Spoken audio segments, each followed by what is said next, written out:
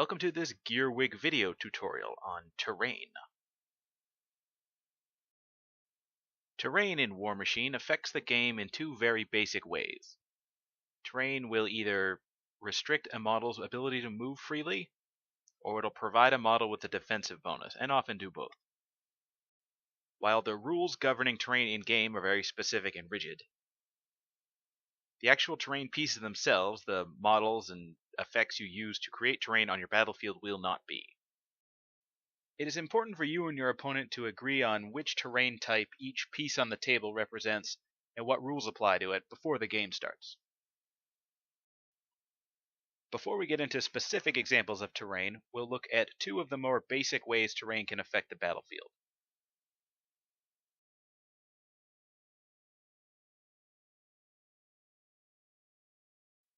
Rough terrain slows down a model's movement when any part of his base is touching it.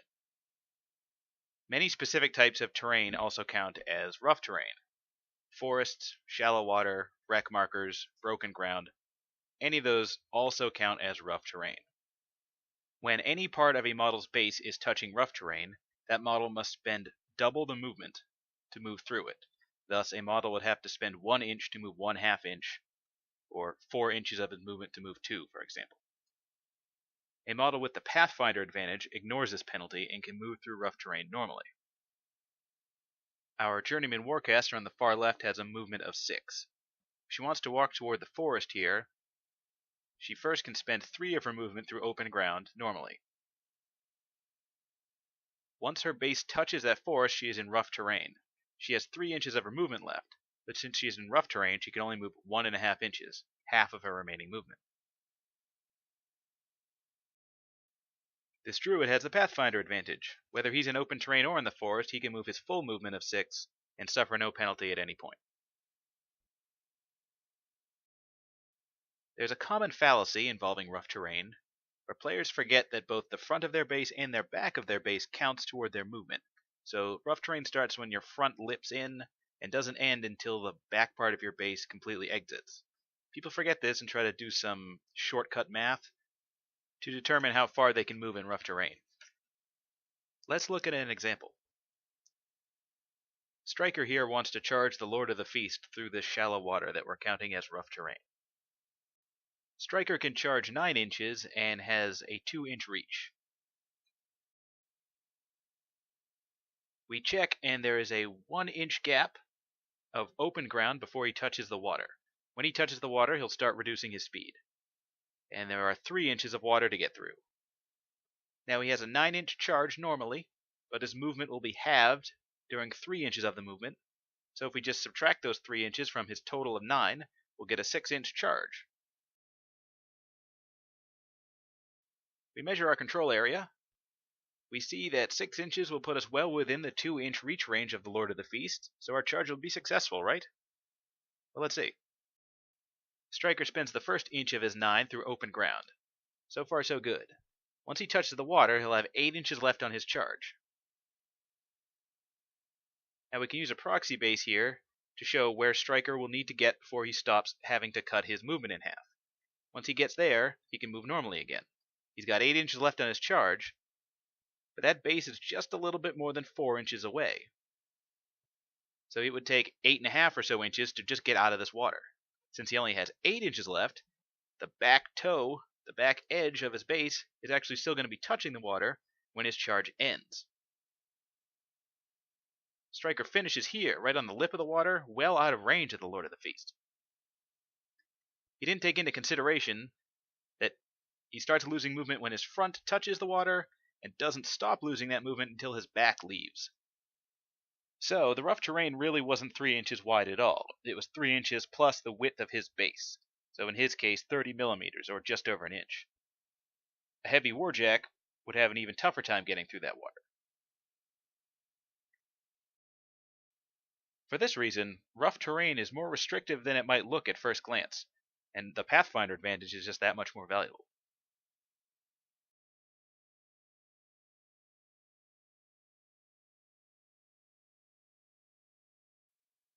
When a terrain feature obscures a model, it provides either cover or concealment. To obscure, that means it blocks a line of sight. So for a terrain feature to do that, it would have to be three-dimensional, like this wall or building. Terrain that doesn't obscure lines of sight would be, say, a patch of ground that you decided were a forest or shallow water. You must decide at the beginning of the game whether each terrain piece that can obscure provides concealment or cover. Most solid pieces, like this wall or building, will provide cover.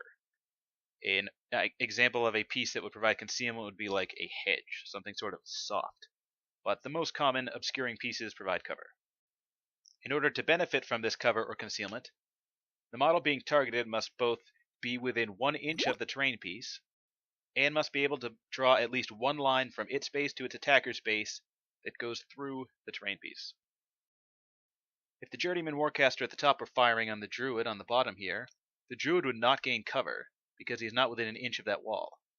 Even though he could draw a line from his base to the Journeyman's, of course, that would touch the wall, he doesn't benefit from it. If she fired on the Wold Watcher, he would get cover. He is clearly within 1 inch of the wall, and he can draw a line that goes from him to her that would touch the wall, so he gains cover. If the Hunter fired on the Watcher would not gain cover. Even though he's still within 1 inch of a wall, there is no possible line he can draw between he and the Hunter that clips the wall at all. Thus he gains no cover. With those two general scenarios in mind, rough terrain and cover and concealment, let's look at some specific examples of terrain.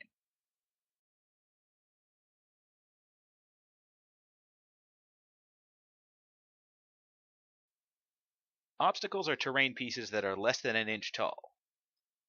They affect movement and attacks in specific ways. There are two basic kinds of obstacles: regular obstacles, which are more than 1 inch wide, and linear obstacles, which are not. Regular obstacles, which are more than 1 inch wide and less than 1 inch tall, are allowed to be stood upon. Think of them as like steps to go up. We're treating this rocky face here as a regular obstacle. In order to step up onto an obstacle, a model must spend 2 inches of movement.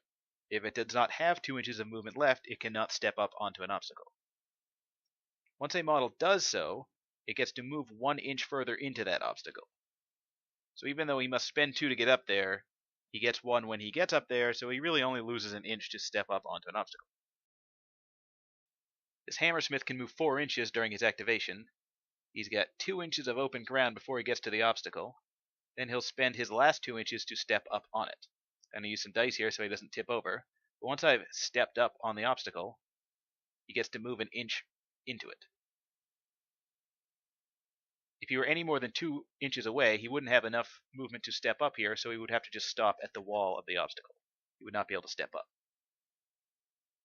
Once a model steps up onto an obstacle, he can move normally. This 2 inch step is considered a movement penalty, and thus a charging model cannot spend this penalty, so a charging model would come to a complete stop right at the wall of the obstacle. A charging model cannot step up onto an obstacle. A model with Pathfinder can ignore this. So a model with Pathfinder can charge up onto an obstacle, although he still must spend the 2 inches to step up and then move the 1. So he doesn't get that inch back, he still has to spend it, but his charge doesn't come to a complete stop like a normal model would. When a model climbs down from an obstacle like this, there's no penalty at all. He can just move normally off of a step.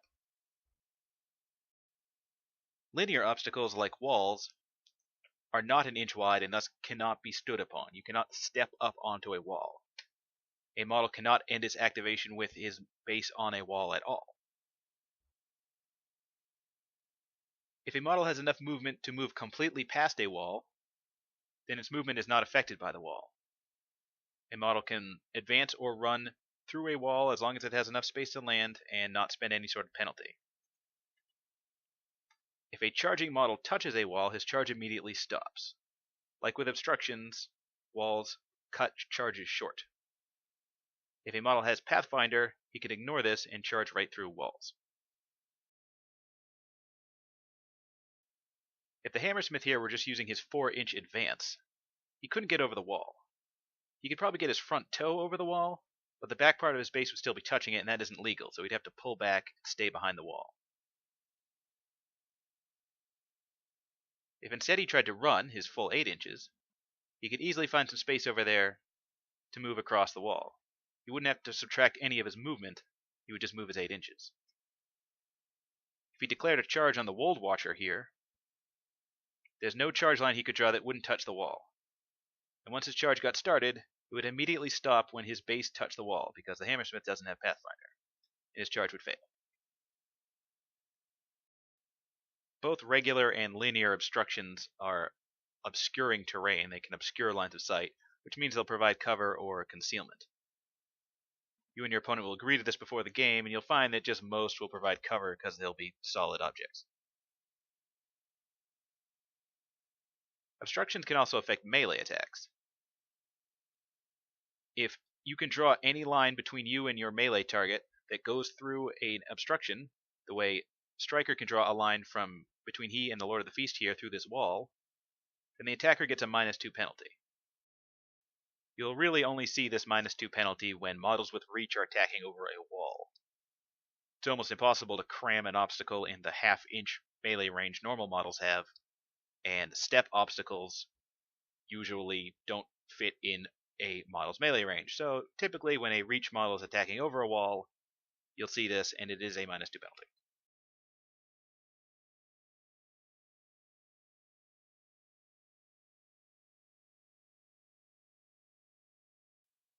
Obstructions are solid pieces of terrain like this house that cannot be stepped up upon, that cannot be moved through, and that block line of sight. If a charging model touches an obstruction, his charge immediately ends. Since obstructions obscure lines of sight, they provide cover or concealment. Almost always they'll provide cover. They also cause a -2 penalty to melee attacks if the target can draw any line from his base to the attacker's base. If the Lord of the Feast were to make a melee attack on the gun mage here, he would suffer a -2 penalty, because you can draw a line from the top of his base to the top of the gun mage's base that would intersect the building here.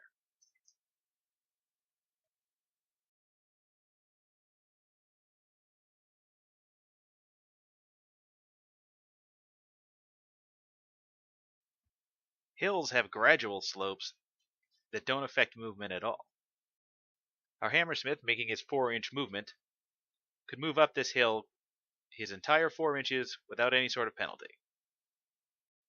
Since hills don't affect movement, their only real purpose is to provide the elevation bonus. If a model is an inch higher than the model attacking it with a ranged or magical attack, then that model gets +2 to its defense. If you plan to add hills to your battlefield, make sure they're at least an inch tall so they get this bonus and serve a purpose, or just agree with your opponent that you'll consider them an inch tall.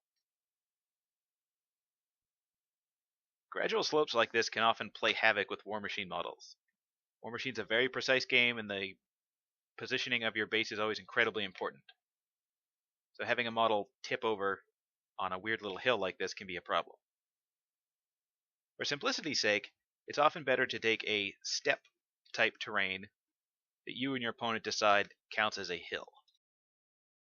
If my opponent and I had decided to treat this terrain piece as an obstacle, as a step, it would have to be less than an inch tall to legally walk upon. And if it's less than an inch tall, it won't provide the elevation bonus. So really its only purpose would be to hinder movement on the rocky edges. In order for an obstacle to actually provide the elevation bonus, it would have to have multiple steps, like a ziggurat or something like that. Often, it's easier just to treat this like a hill. We'll say the stark edges on the outside are actually gradual slopes, and any model that's up on the plateau is considered to be just high enough to reach the elevation bonus. That way, this terrain piece wouldn't hinder movement at all, but models standing on it would get a defensive bonus. That can often be easier just for practical purposes, so your models aren't always tipping over, or you aren't measuring exact heights to see if the elevation bonus applies. Again, as always, all of this needs to be agreed upon before the game starts, but I found this is a much easier way to handle hills.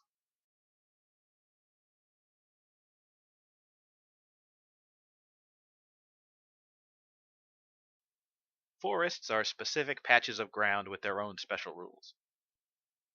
First of all, forests count as rough terrain. Secondly, forests aren't obscuring terrain. They don't block line of sight by being three-dimensional on the battlefield. They have their own rules for line of sight and defensive bonuses. A model with any part of its base in a forest gains Concealment. When drawing line of sight to a model with any part of its base in a forest, that line can only travel through 3 inches of forest before it cuts off. A model completely outside of a forest cannot draw line of sight to another model completely outside of a forest if that line goes through a forest. A druid drawing a line of sight to the gun mage is drawing line of sight to a target in a forest. Thus, that line can only travel 3 inches through forested terrain. He's able to draw a line from the bottom of his base to the gun mage's that is just under 3, so he can draw a line of sight to that gun mage and take a shot at him. The gun mage checks his line of sight to the wold watcher.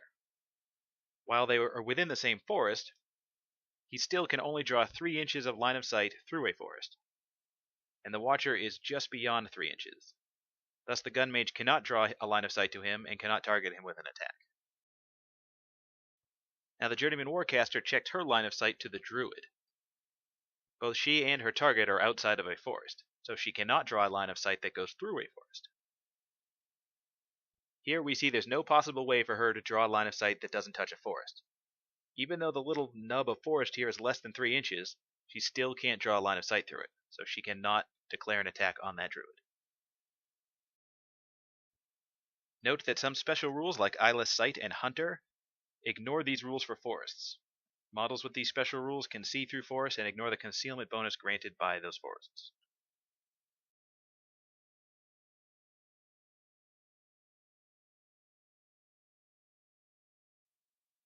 There are 2 kinds of water terrain pieces, shallow water and deep water, and like with all terrain, you should agree with your opponent on what kind of water a certain piece counts as. Shallow water simply counts as rough terrain, with one additional rule that only affects warjacks. If a warjack is knocked down while any part of its base is in shallow water, then its boiler goes out.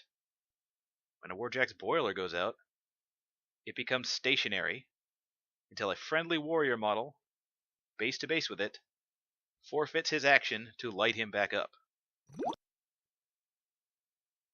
A warjack that gets lit back up this way cannot activate that turn. Deep water is a very different kind of terrain with many special rules. First of all, any warjack that finds any part of its base in deep water for any reason is immediately removed from play. Any other model that finds itself in deep water moves at half speed. If they start their movement in deep water, they cannot run or charge.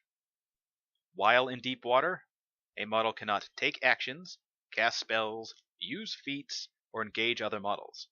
Their defense becomes 7, and if they happen to end their activation in deep water, they take 1 point of damage. Note that even though deep water reduces your speed by half, it is not considered to be rough terrain, and thus the Pathfinder advantage does not nullify that. Our ranger here can run 14 inches, but if he tried to run through this pool of water, he'd have to start cutting his movement in half pretty quick, and he'd end up in the water at the end of his run, he'd take a point of damage and die, so that would be terrible. Entering deep water is rarely a good idea, and ending your activation in deep water is never a good idea. If you use deep water in your games, you'll end up treating it sort of like impassable terrain, like a big building or something, with the added side effect that if you happen to get thrown in there, pushed in there, or otherwise forced in there, then you'll suffer severe consequences. So know that before you put it in your game, that it is a incredible hindrance that all players will avoid at all times.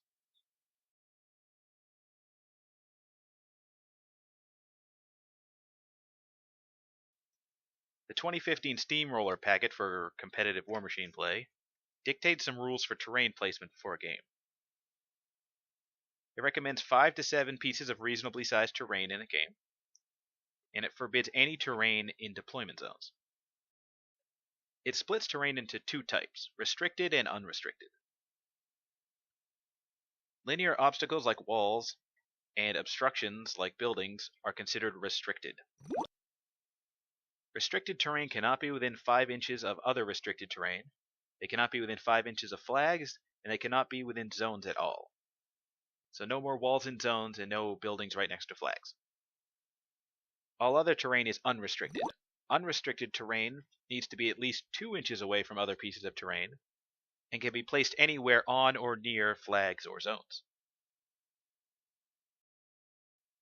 Terrain placement is typically an event organizer's job. Whoever is running your tournament will handle terrain, and you will just play on that table. When you don't have an event organizer, the players have to agree on fair terrain. Most do by alternately putting down pieces of terrain. They roll a die and one at a time put pieces in legal spots. When you do this, it is very important to note that terrain placement is not a competitive part of the game. You cannot specifically put a piece of terrain to benefit you or your army. If you plan on putting your caster 18 inches up the board, you can't just put a wall right where you expect him to be so you will have that protection. Some people struggle with this, like how can they not take a competitive advantage here when putting down terrain? For instance, if I am a Legion player, can I not put any forests? Because I have several rules that ignore forests. Every forest I put down benefits me. Am I forbidden from putting down forests? And of course not. You are just forbidden from treating terrain placement any differently with a Legion army than you would with, say, a Khador army. If you played 100 games with Legion and 100 games with Khador, the total amount of forests you place in your Legion game should be roughly the same as the total amount of forests you play in your Khador games. You should not take your army at all into consideration when you put down terrain. If it helps, just imagine you're a tournament organizer setting up a game for 2 random people you don't know, and you just want it to be compelling and fun.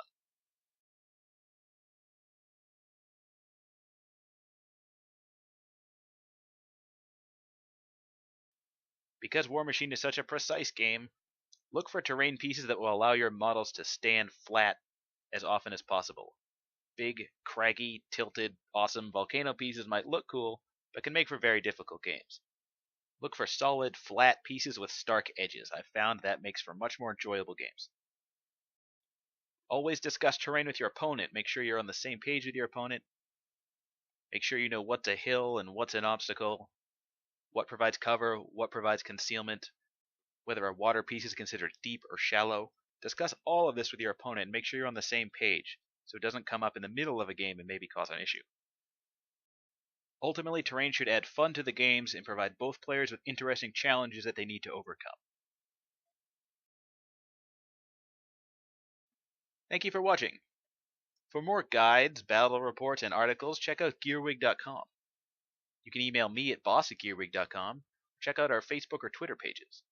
If you want to help the site out, tell a friend and subscribe to this YouTube channel. And thank you.